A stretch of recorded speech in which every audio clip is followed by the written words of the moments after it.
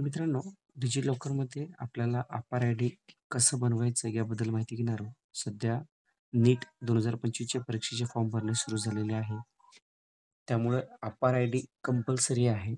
ते जे मुलं सध्या शाळेत शिकत आहेत त्यांचे अपार आय-डी बनवणे सोपे आहे. याचे व्हिडिओ तुम्ही मागे पाहिलेले असतील किंवा त्याचा व्हिडिओ मी बनवणार आहे. पण जे विद्यार्थी 12वी पास झालेले आहेत 1-2 वर्ष आधी, त्यांच्याकडे अपार आय-डी नाही, अशा विद्यार्थ्यांनी अपार आय-डी कसं बनवावं?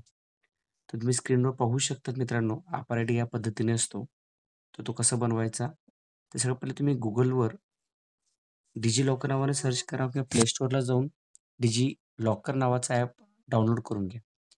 ओपन केल्यानंतर तिथं तुम्ही साइन इन आणि साइन अप असे 2 ऑप्शन असतात. इथं sign in to your account जर तुमचं अकाउंट ऑलरेडी जर असेल, तर तुम्ही 3 माध्यमातून त्याला लॉग इन करू शकता.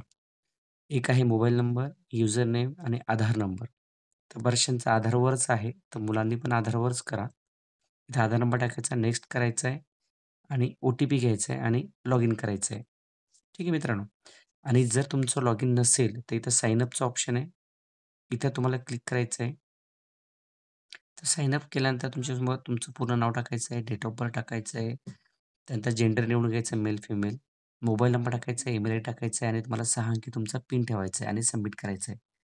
तुमचं लॉगिन तयार होऊन जाईल मित्रांनो. आणि ज्यांच्या लॉगिन उपलब्ध आहे, तर त्याचे लॉगिन या पद्धतीने ओपन होईल मित्रांनो. तर इथं तुम्ही खाली पाहू शकता सर्च नंबरचा ऑप्शन आहे. त्या सर्चमध्ये जायचं आहे.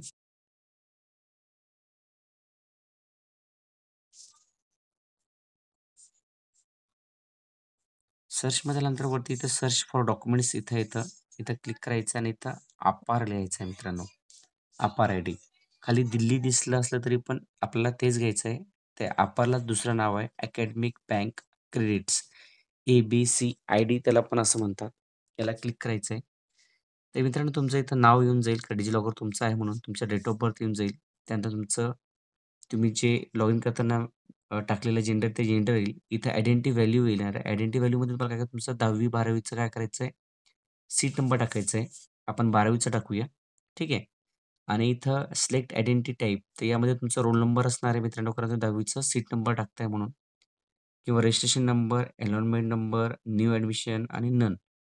तर आपण रोल नंबर घेतोय मित्रांनो आणि खाली इथं सिलेक्ट ॲडमिशन इयर. तुम्ही 12वी कोणत्या वर्षी पास झाला तो वर्ष यातून निवडून घ्यायचं मित्रांनो. आणि इथं खाली तुम्ही कोणत्या बोर्डातून ती परीक्षा उत्तीर्ण केलेली आहे. 12वी असेल तर जर महाराष्ट्रातले असाल, तर आपण महाराष्ट्र घेऊ शकतो.